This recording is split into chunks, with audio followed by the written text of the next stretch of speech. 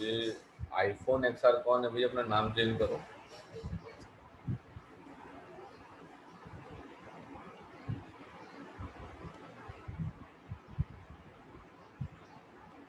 चलो आगे बढ़ते हैं। सो नेक्स्ट हमारे पास ये आया, हमसे एक सवाल पूछा गया था इसमें, when will be the velocity of the particle become zero, कब velocity of the particle zero होगी। जिसने कहा कि टाइम, इसने कहा कि टाइम एट विच, इसने कहा time at which velocity of particle, time at which velocity of particle become zero.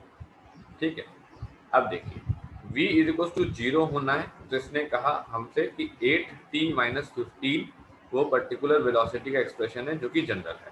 तो इसने कहा 8t is equal to 15 and t is equal to 15/8 second. इसने कहा कि time t is equal to 15/8 second पे velocity जो है वो पूरी तरीके से जीरो हो जाएगी। तो इसने हमसे पूछा था कि हम आपको डिस्प्लेसमेंट दिए दे रहे हैं पार्टिकल का, जो कि x is equal to 4t² minus तुम्हारे पास 15t + 25 है। ठीक, फिर तुम्हारे पास हम उसमें पोजीशन जानना चाहेंगे, हम वेलोसिटी जानना चाहेंगे, हम एक्सेलरेशन जानना चाहेंगे, तो भी time t equal to zero पे। हम आपसे इसके अलावा एक पार्ट और पूछ रहे हैं, हम तो ये पूछ रहे हैं कि बताइए कि वो टाइम बताइए जिस पर velocity of the particle zero हो जाए, तो टाइम t इक्वल टू कितना आ गया? 15/8 सेकेंड आ गया। इस तरीके से हम लोग इस क्वेश्चन को निकालेंगे। सभी लोगों को क्लियर हुआ? अभी इस क्वेश्चन में किसी को हल्का फुल्का कोई डाउट है तो मुझे बताइए, कि मुझे कभी ये समझ नहीं आया, मैं आपको बताऊँ। ठीक, चलो आगे बढ़ते हैं। अगला सवाल क्या है हमारे पास? अगला सवाल हमारे पास लिस्ट में एक आता है, इसको देखिएगा तो मैं आपको दिखाता हूँ। अब आपको यहाँ पे सवाल थोड़े से क्या नाम है कॉम्प्लिकेटेड होते जाएंगे, ठीक है, और आपको उनको समझना रहेगा। देखिए जरा, इसने कहा, ये है सवाल,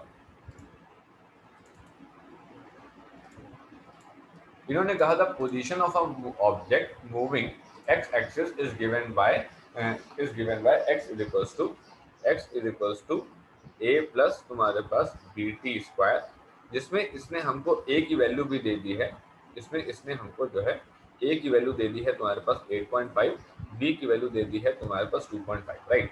हमने यहाँ पे बना लिया 8.5 तुम्हारे पास प्लस 2.5 तुम्हारे पास जो है t², ठीक है, ये वैल्यू हमारे पास आ गई। अब इसने कहा कि हमको चाहिए what is the velocity at time t is equal to 0 at time t is equal to 2 second, what is the average velocity between time t is equal to 2 second and time t is equal to 4 second. कोई मेरे को average velocity और instantaneous velocity में अंतर समझा सकता है क्या? क्या मेरे को एवरेज वेलोसिटी इंस्टेंटेनियस वेलोसिटी में अंतर बता सकते हो? यहाँ पे जैसे इसने पूछा तो मैं क्या करने वाला हूँ, कैसे करूंगा सवाल को? एनीवन? गलत सही जो भी मन चाहे वो बताइए, जो भी आपके मन में आता बताया करो। अभी आप सीख रहे हो, ठीक है, और सीखने में गलतियां होती हैं। बताओ गरिमा, तुम बताओ, एवरेज वेलोसिटी और इंस्टेंटेनियस वेलोसिटी क्या अंतर है, क्या लगता है? अर्पित तुम बताओ, एवरेज वेलोसिटी इंस्टेंटेनियस वेलोसिटी में क्या अंतर रखोगे? Time interval average velocity. Time, हाँ, क्या क्या क्या बताया तुमने, फिर बताओ। Time interval. Time interval. Instantaneous velocity में क्या कहोगे? Sir at a instant of time. हाँ बिल्कुल सही है। जैसा कि तुम इस सवाल में अगर देखो तो तुम्हें पता लग रहा होगा कि इसने वेलोसिटी पूछी है तुम्हारे पास time t equal to 0, time t equal to 2 second पे, फिर इसने कहा एवरेज वेलोसिटी बताओ, वहां पर time t equal to 2 second, time t equal to 4 second. बहुत सारे बच्चे इस बात में ही कंफ्यूज हो जाते हैं कि पूछा क्या गया यही हो जाता है। जब भी आपसे वेलोसिटी पूछ रहा है तो इसका मतलब है आपसे इंस्टेंटेनियस वेलोसिटी पूछ रहा है, ठीक है, और वो तुमको क्या देगा, वो तुमको पॉइंट ऑफ टाइम बता देगा। पॉइंट ऑफ टाइम का मतलब है टाइम t इक्वल टू 0 बता दिया, time t equal to 2 second बता दिया। अगर तुमसे उसको एवरेज वेलोसिटी पूछनी है तो तुमसे एवरेज वेलोसिटी बताएगा, और तुमको क्या बताएगा, तुमको कहेगा कि हमको टाइम इंटरवल बताओ। तो टाइम इंटरवल का मतलब क्या हुआ कि तुम्हारे पास टाइम t इक्वल टू 0 से तुम्हारे पास time t is equal to 2 second तक। यहाँ पे तो क्वेश्चन है time t is equal to तुम्हारे पास 2 सेकंड से time t is equal to 4 second तक। बात समझ रहे हो? वेलोसिटी का मतलब इंस्टेंटेनियस वेलोसिटी, वो तुम्हें पॉइंट ऑफ टाइम बताएगा बेटा, time t equals to 0, time t equals to 2 second बताएगा। एवरेज वेलोसिटी का मतलब वो तुमको टाइम इंटरवल के बारे में समझाएगा कि टाइम इंटरवल हम तुमको बता दे रहे हैं, time t equals to 2 second से लेके time t equals to 4 second. इसने कहा ठीक, अब मेरे को निकालनी है वेलोसिटी। वेलोसिटी निकालनी है तो मैं लिख देता हूँ ds अपॉन तुम्हारे पास dt, यहाँ पे मैं लिख देता हूँ dx अपॉन तुम्हारे पास dt, और ये हो गया है d बाई dt ऑफ तुम्हारे पास 8.5 प्लस 2.5 टी स्क्वायर। खुशवीर मुझे इसका डिफरेंशिएशन बताओ बेटा क्या आएगा, बोलो डिफरेंशिएशन बोलो फटाफट, क्या लग रहा है क्या आएगा? सर 8.5 का तो सर 0 हो जाएगा, 2.5 का 2.5 टी स्क्वायर का 2.5 टी आएगा। 2.5 टी स्क्वायर का 2.5 टी आएगा, 2.5 टी स्क्वायर का 2.5 टी आएगा बस। सर 5 टी आएगा। हाँ 2 इंटू टी 2 माइनस 1 बोले तो 5 तुम्हारे पास टी, ठीक, ये आ गई वेलोसिटी। इसने कहा ठीक है, तो अब क्या करें, इसने कहा at time t is equals to 0 पे निकालो, जैसा कि इस सवाल में बोला गया है। इसने कहा कि ठीक निकाल देते हैं, ऐसी क्या दिक्कत है। तो इसने कहा v equals to 0 plus 5 into 0, ये आ गई 0 मीटर पर सेकेंड, ठीक। इसने कहा at time t is equals to 2 second पे निकालो, तो इसने कहा 5 इंटू 2, ये आ गई तुम्हारे पास 10 मीटर पर सेकेंड, ठीक। तो इसने हमसे पूछा था कि आपको चाहिए है इंस्टेंटेनियस वेलोसिटी, तो पहला पार्ट तो हमने सॉल्व कर दिया। सेकंड पार्ट में इसने हमसे कहा था एवरेज चाहिए। क्या मेरे को ये पता है कि एवरेज का फॉर्मूला होता है x2 माइनस तुम्हारे पास x1 अपॉन तुम्हारे पास t2 माइनस t1। इसने कहा हाँ, t1 के नाम पे इसने हमको 2 सेकंड दे रखा है, t2 के नाम पे इसने हमको 4 सेकंड दे रखा है, तो मुझे क्या करना चाहिए, तो सर आपको जो है ना x1 निकालना चाहिए।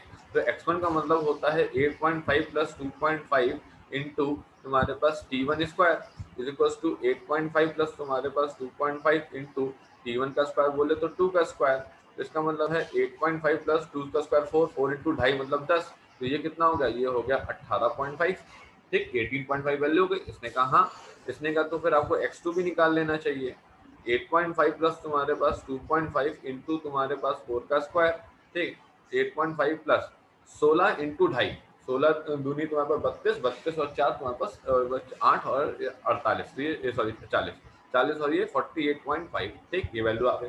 इसने कहा ठीक है, क्या मैं एवरेज वेलोसिटी में पुट कर दूं, इसने कहा 48.5 माइनस तुम्हारे पास 18.5 अपॉन 4 माइनस तुम्हारे पास 2, 48 में से 8 गया तुम्हारे पास 30, तुम्हारे पास 0.0 अपॉन तुम्हारे पास 2, आंसर कितना आ गया, आंसर आ गया 15 मीटर पर सेकंड।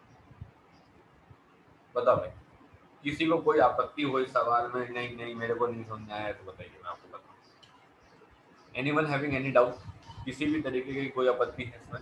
सिंपल से आपको पोजीशन दे रखा था अलोंग द एक्स एक्सिस, आपको एक एक्सप्रेशन दे रखा था x equals to a plus b t square, ठीक, और आपको क्या नाम है a और b की वैल्यू है यहाँ पे, ठीक। फिर आपको time t equals to 2 second, तुम्हारे पास इन्होंने कहा कि भाई वेलोसिटी निकालनी है t0 t2 सेकंड पे, और एवरेज वेलोसिटी निकालनी है। हाँ बेटा बता। जो v is equal to 5t आया है, अगर हाँ हम उसमें t इज इक्वल टू 2 रखे और t4 रखे, हाँ, तो वेलोसिटी को फिर 2 से डिवाइड कर दे तो भी मिल जाएगी ना।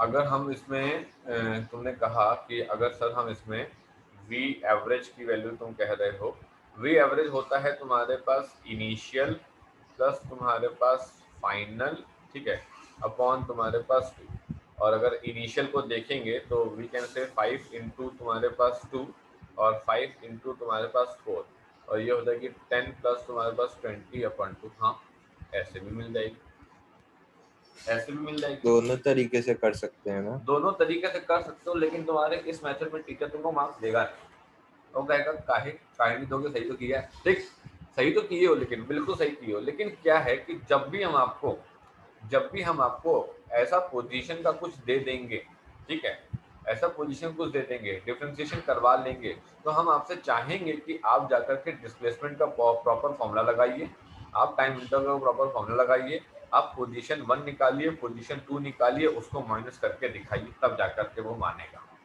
टीचर देने को मार्क्स दे सकता है, मैं ये नहीं कह रहा हूँ कि नहीं देगा, लेकिन ऐसा हो सकता है कि वो ना दे, और यही वो लॉजिक देगा कि बेटा तुमको पहले पोजीशन निकालनी थी, बेटा तुमको ये पोजीशन निकालनी थी, तुम वहां से सॉल्व करना चाहिए, तब तुमको आंसर निकालना चाहिए।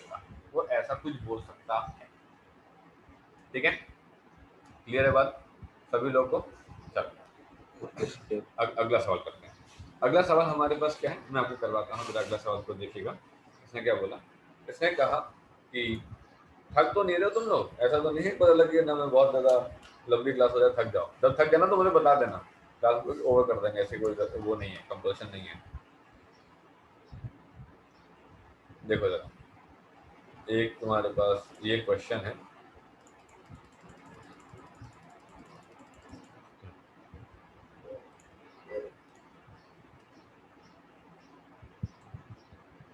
ये है यहाँ पे,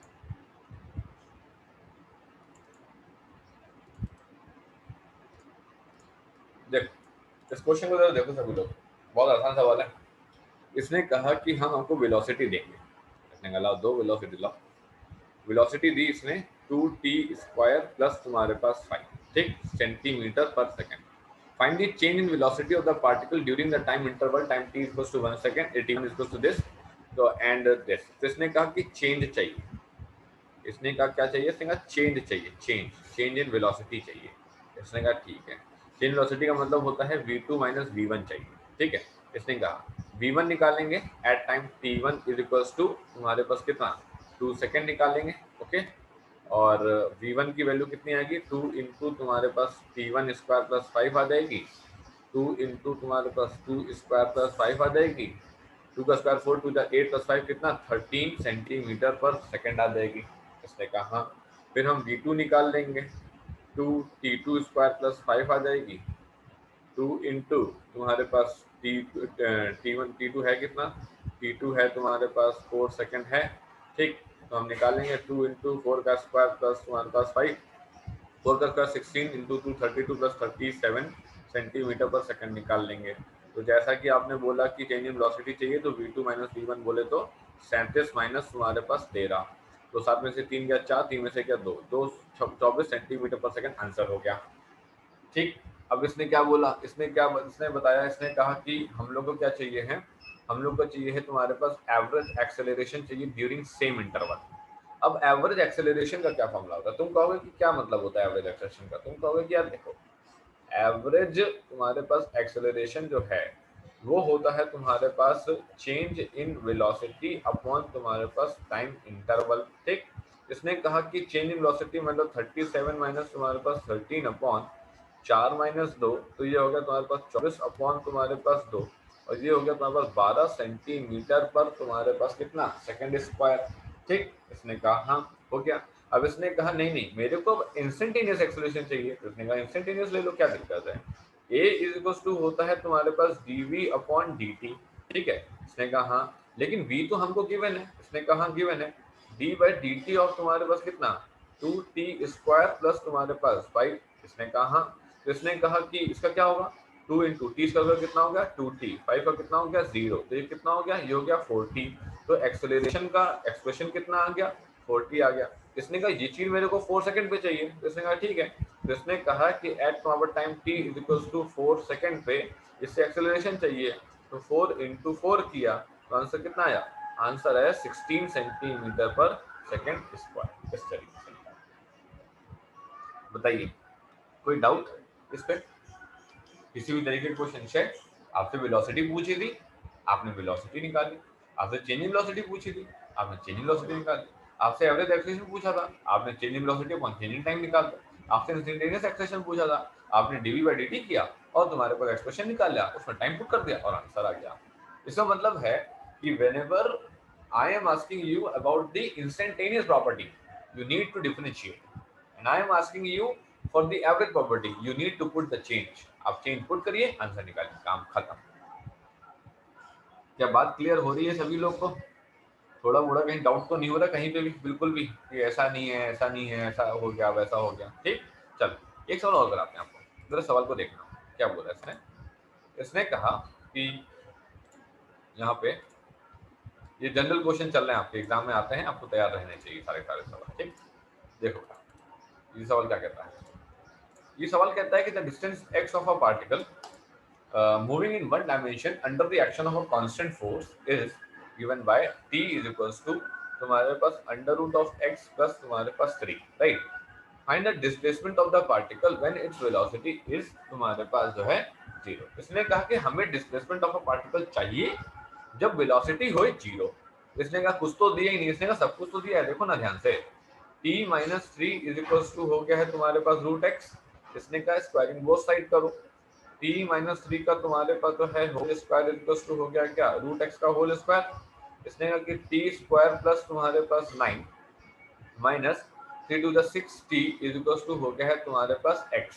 तो क्या हमें पोजीशन और टाइम में रिलेशन पता लग गया? इसने कहा हाँ पता तो लग गया है, पोजीशन और टाइम में रिलेशन तो पता लग गया। मुझे तो तुमको ये पता लग गया तो सवाल में बचा ही नहीं कुछ भी। अब तो इसने कहा कि मेरे को डिस्प्लेसमेंट चाहिए जब वेलोसिटी 0 हो। तो पहले इसने कहा वेलोसिटी तो निकालो। इसने कहा हाँ वेलोसिटी निकालते हैं। तो वेलोसिटी इज इक्वल्स टू होता है dx अपॉन तुम्हारे पास dt। So d by dt of तुम्हारे पास कितना, t square minus 6t plus तुम्हारे पास 9, ठीक है। d by dt of t square कितना 2t, d by dt of 6t कितना 6, d बाय dt ऑफ 9 कितना 0। सो वेलोसिटी कितनी आ गई 2t माइनस 6। ये तो आ गई मेरे पास वेलोसिटी का एक्सप्रेशन जनरल। अब जहां चाहूंगा मैं वहां निकाल लूंगा, मतलब जिस पर्टिकुलर टाइम पे मैं चाहूंगा उस पर्टिकुलर टाइम पे निकाल लूंगा। अब इसने कहा कि डिस्प्लेसमेंट ऑफ द पार्टिकल चाहिए जब वेलोसिटी 0। इसने कहा कि टाइम एट विच वेलोसिटी 0 हो, वो वाला टाइम जिस पे वेलोसिटी तुम्हारे पास 0 हो। तो इसने कहा कि ठीक है निकालो जरा वो वाला टाइम जिस पे वेलोसिटी 0 हो। तो इसने कहा कि v is equals to 2t minus 6, 0 is equals to 2t minus 6, ठीक, 6 is equals to 2t, t is equals to 6 upon 2 is equals to कितना 3 मीटर पर 3 तुम्हारे पास सेकंड। इसने कहा हाँ ये वो वाला टाइम आ गया जब वेलोसिटी 0 है। तो हमने कहा कि ठीक है। अब डिस्प्लेसमेंट चाहिए हमको, अब डिस्प्लेसमेंट चाहिए हमको जब तुम्हारे पास वेलोसिटी 0 हो या फिर time t is equals to 3 second हो। इसने कहा ठीक है। इसने कहा कि x is equals to t square minus 6t plus 9, x is equals to 3 का स्क्वायर माइनस 6 इंटू 3 प्लस तुम्हारे पास 9, 9 माइनस 6 3 18 प्लस तुम्हारे पास 9 कैंसिल हो गया, आंसर आ गया 0। इस तरीके से हम लोग, किसी को कोई प्रॉब्लम हो बताइए। आपको लगेगा कि क्या कर दिया ये उठा कर, कुछ नहीं किया मैंने सिर्फ इतना किया, मेरे को टाइम का रिलेशन पता था, मैंने इसे पहले डिस्प्लेसमेंट टाइम रिलेशन में कन्वर्ट किया, फिर मैं वेलोसिटी वाले फॉर्मूले पे गया, फिर मैंने डिफरेंशिएट करके अपना जनरल फॉर्मूला वेलोसिटी का निकाला, फिर मैंने उस वेलोसिटी वाले फॉर्मूले पे time t equals to time t निकालना था जब वेलोसिटी 0 हो, तो मैंने यहाँ से टाइम t निकाल दिया। फिर मैंने क्या किया, फिर मैंने डिस्प्लेसमेंट निकालना था जब time t equals to 3 second हो या फिर वेलोसिटी 0 हो, तो मैंने अपना रिलेशन उठाया उसमें पुट कर दिया वैल्यू और इस तरीके से आंसर यहाँ पे निकाला। किसी को इस सवाल में कोई आपत्ति, इस सवाल में किसी को कोई झंझट कि ये तो सही नहीं है, तो ये तो सही है भाई, ये सही है। हाँ सर अगर हम इसको स्टेटमेंट के फॉर्म में लिख सकते थे डिस्प्लेसमेंट को, कि जब वेलोसिटी 0 है तो डिस्प्लेसमेंट तो 0 हो गई क्योंकि बॉडी चली नहीं रही है, रेस्ट पे है, ये नहीं लिख सकते थे? ये कभी नहीं लिख सकते हो। ये तो तुमको मैंने जब डिराइव करवाया है, मैंने सबसे पहली बात ही देखो यही बताई कि हम अगर इस बात को देखें, इस पर्टिकुलर डायग्राम को देखें, तो इसने कहा कि तुम कहीं पे भी हो सकते हो, है ना। मैंने अपनी स्टॉप वॉच वहां से स्टार्ट करी है, वो मेरे को बोले बताए मेरे को कि भाई मैं ओरिजिन पे था, उस समय वेलोसिटी 0 थी, रेस्ट पे था, मेरी वेलोसिटी भी नहीं थी, टाइम t कुछ 0 था, तब तो मैं बात को समझूं। वो मेरे को ऐसा कभी कुछ नहीं बताएगा। तो this should not be the assumption in your mind. आपके दिमाग में ये तो अजम्पशन होना ही नहीं चाहिए कि उसने सब कुछ ओरिजिन से स्टार्ट किया होगा, उस समय रेस्ट पे रहा होगा, उस समय टाइम t कुछ 0 होगा। नहीं नहीं नहीं, ऐसा कुछ नहीं, ऐसा बिल्कुल भी नहीं है। आप ये मान के चलिए कि वो टाइम t इक्वल्स टू 0, मतलब उसने अपनी जो स्टॉप वॉच स्टार्ट करी है, वो उसकी जो इनिशियल पोजीशन है कहीं पे भी हो सकती थी। जरूरी नहीं है कि वो 0 पे होगा, जरूरी नहीं कि इनिशियल वेलोसिटी 0 होगी। हो सकता है मान लो तुमने साइकिल चलाना शुरू करी 1:01 पे, है ना, जब तुमने speed 18 metre per second attain कर ली, तब तुमने कहा कि सर अब स्टॉप वॉच स्टार्ट करो। तो मैंने स्टॉप वॉच तो तुम्हारे 18 मीटर पर सेकंड में स्टार्ट करी है ना, इसका मतलब कुछ 4 से 5 सेकंड कुछ बीत गए होंगे, ठीक है, तुम्हारे 0 से लेकर 18 मीटर पर सेकंड पे आने पे। तो जब मैंने टाइम t इक्वल्स टू 0 लिया, उस समय तुम्हारी पोजीशन भी ओरिजिन नहीं थी और तुम्हारी वेलोसिटी भी जीरो नहीं थी, तो ये तो assumption मानना ही गलत हो जाएगा। बिल्कुल बात समझे, ये assumption मानना ही गलत हो जाएगा। तो आप ये assumption नहीं मान Yes, सकते sir. कभी भी। यू कैन नॉट थिंक कि time t is equal to zero पे वी यू जो है वो जीरो होए और x नॉट भी जो है जीरो होए, ये assumption मत मानिए, इसका कोई लॉजिक नहीं। Unless and until the question doesn't tell you, जब तक क्वेश्चन आपको ना बताए कि भैया ऐसा ऐसा है, आप अपने दिमाग में मत रखिए, वरना फिर आप हर क्वेश्चन को फिर गलत पाओगे कि यार ये तो हो ही नहीं रहा। तो होगा ना सारा का सारा सवाल। बात समझे? चल अब मैं आपको एक आध क्वेश्चन और करवाता हूँ, ठीक, जरा इसको देखिएगा। ये क्वेश्चन है, ये आया हुआ है मेंस में आया हुआ है शायद, तो मैं आपको जरा करवाता हूँ, इसको देखिएगा क्या दे रखा है। एक्सेलरेशन रिलेशन, शायद ये वाला है। हाँ।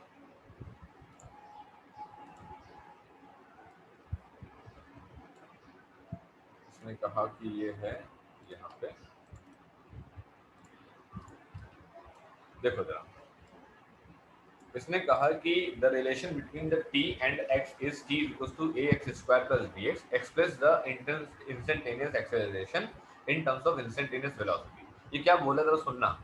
इसने कहा कि इंस्टेंटेनियस एक्सेलरेशन को इंस्टेंटेनियस वेलोसिटी के टर्म्स में एक्सप्रेस करो। जब भी ऐसा बोलते हैं तो ऐसा बोलते हैं कि a is equals to function of v में दिखाओ कि कैसे ये लोग दिखेंगे। ठीक है, अगर हम आपसे बोलें कि फलाना इसको, इस फलाने को इस दूसरे के टर्म्स में एक्सप्रेस करो, इसका मतलब I want to get some formula relating A and B. A और बी तो उसमें होने चाहिए, और दो लोग भी होंगे तो होंगे उसके अंदर, ठीक है, या नहीं होंगे नहीं होंगे, ऐसे ही हो सकता है। ठीक, चलो कोई दिक्कत नहीं।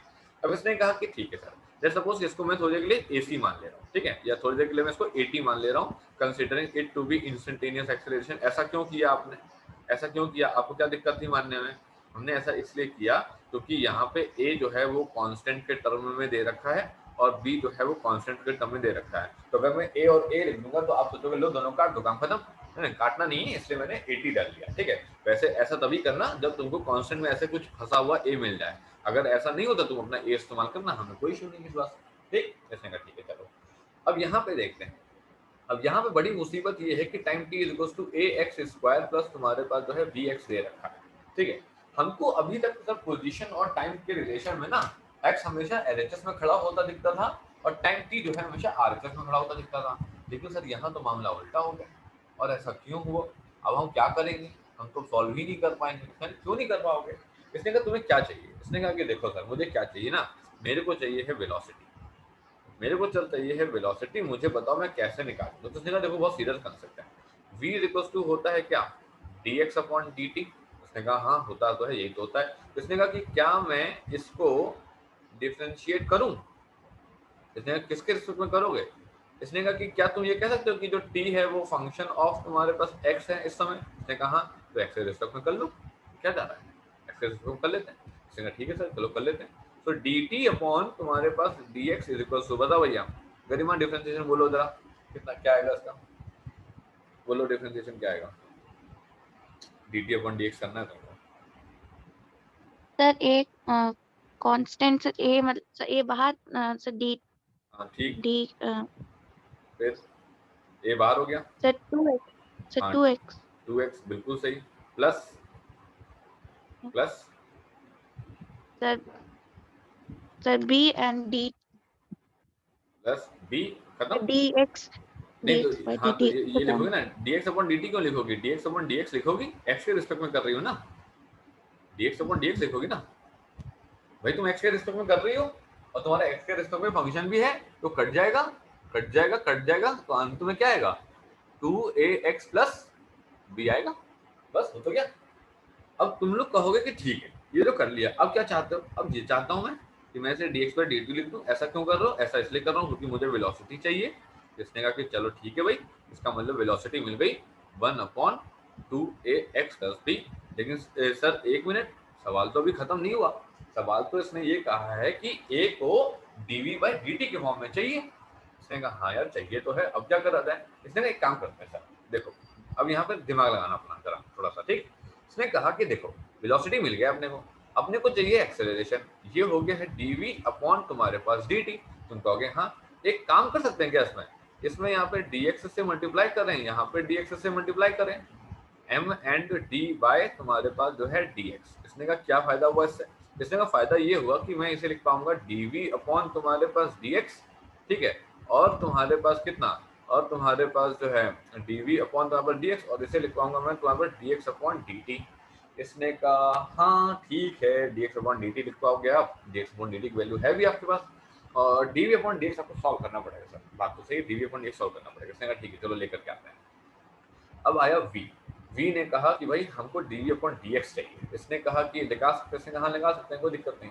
इसने कहा कि देखो v इज इक्वल्स टू है तुम्हारे पास 1 अपॉन 2ax प्लस b।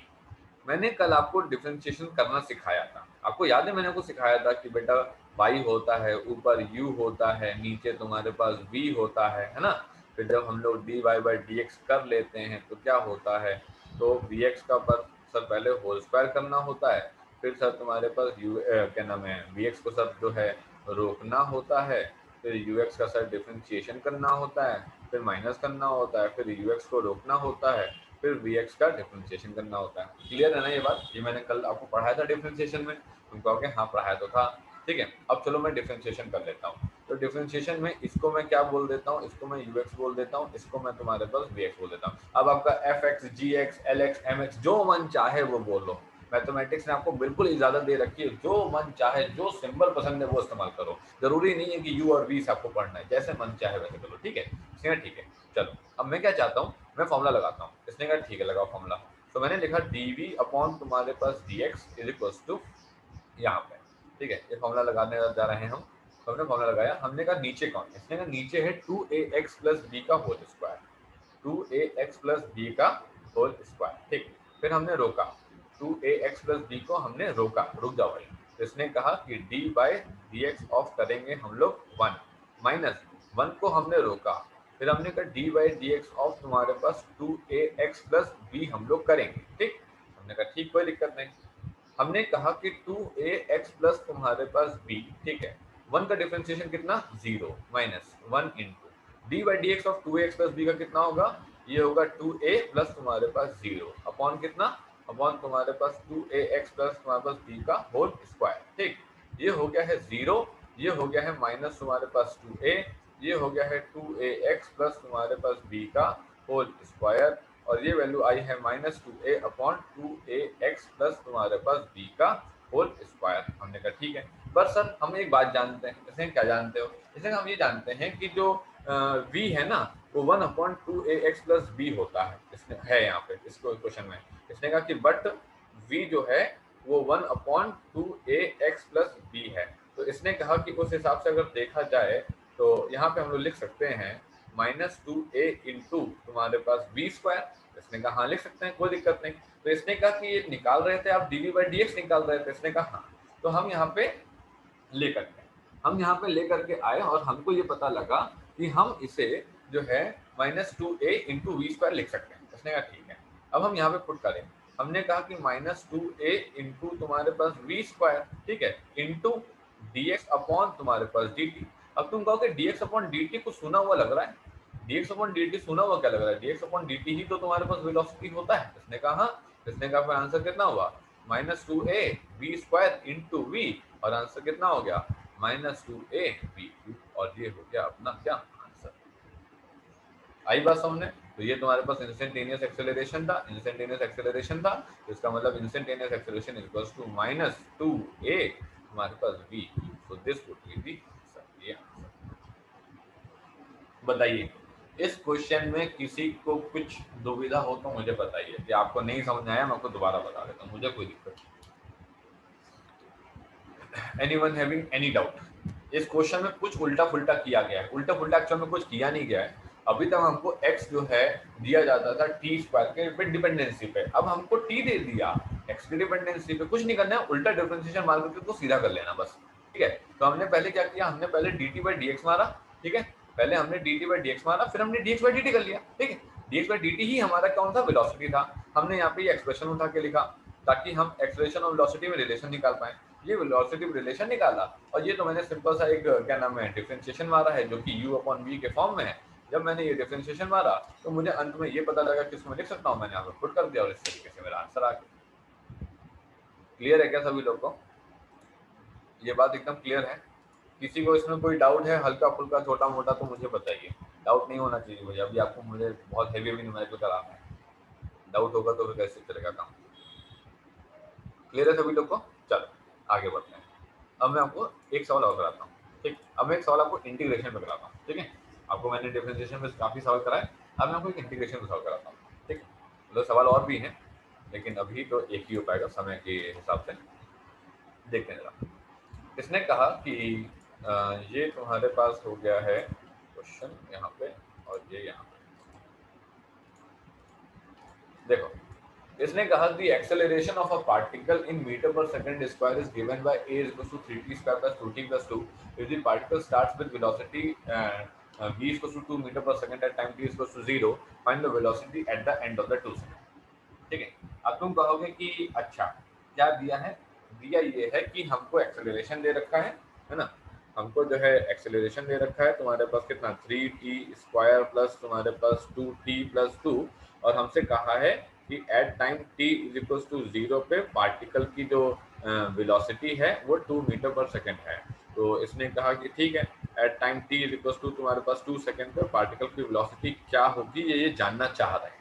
तो हमने कहा कि ये जानना चाह रहे हैं तो एक काम करते हैं सर, हम a इज इक्वल्स टू लिखते हैं dv अपॉन तुम्हारे पास dt और इसको लिख देते हैं a dt is equals to तुम्हारे पास dv। ठीक है, इसने कहा ठीक। अब यहाँ पे dv लिखा हुआ है, ठीक है, तो इसका मतलब है we will put the limits of v, we will put the limits of v। इसने कहा ठीक है, ये dt लिखा हुआ है, we will put the limits of तुम्हारे पास t। समझना जरा, ठीक है। ये बात अब आज के बाद दिमाग में रखना, बार बार नहीं बताऊंगा मैं, ठीक। कि जब हमको dv दिया है मतलब v की लिमिट्स पुट करनी है, जब हमको dt दिया है मतलब t की लिमिट्स पुट करनी है, ठीक। इसने कहा ठीक है, तो इसने कहा तो क्या अब इंटीग्रेट मान लेते हैं। इसने कहा ठीक है भाई इंटीग्रेट मान लेते हैं।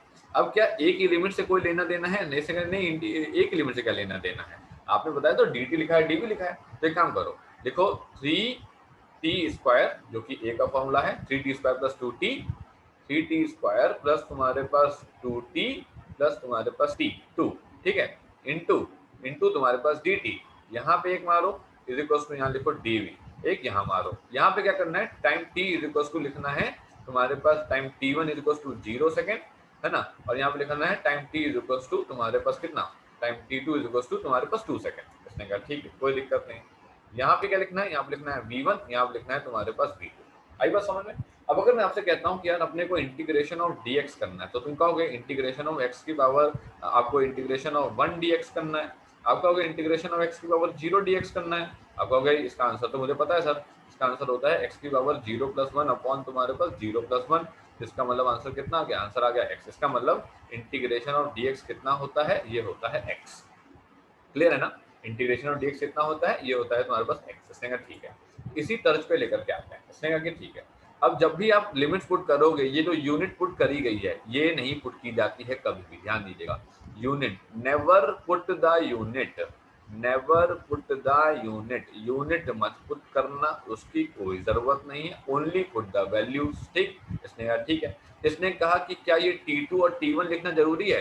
ये तो तुमको समझाने के लिए लिख दिया मैंने, इसकी जरूरत नहीं। इसने कहा मतलब सिंपल ऐसे लिखना 3t square plus 2t plus 2 0 से लेकर के तुम्हारे पास 2 और यहाँ पे लिखना तुम्हारे पास dv, यहाँ पे v1 v2 लिख देना क्योंकि भैया उसी के हिसाब से निकालना है। इसने कहा ठीक है चलो, और यहाँ पे dt जरूर लिख देना भैया, इसको ना भूल जाना। तो integration of 3t square dt plus 2t तुम्हारे पास dt, ठीक है, dt, ठीक है, प्लस तुम्हारे पास 2 dt, ठीक है, ये 0 से 2 तुम्हारे पास 0 से 2 और ये तुम्हारे पास 0 से 2 और dv का इंटीग्रेशन कितना v, और ये हमने लिख दिया तुम्हारे पास अपर लिमिट माइनस तुम्हारे पास लोअर लिमिट, ठीक है।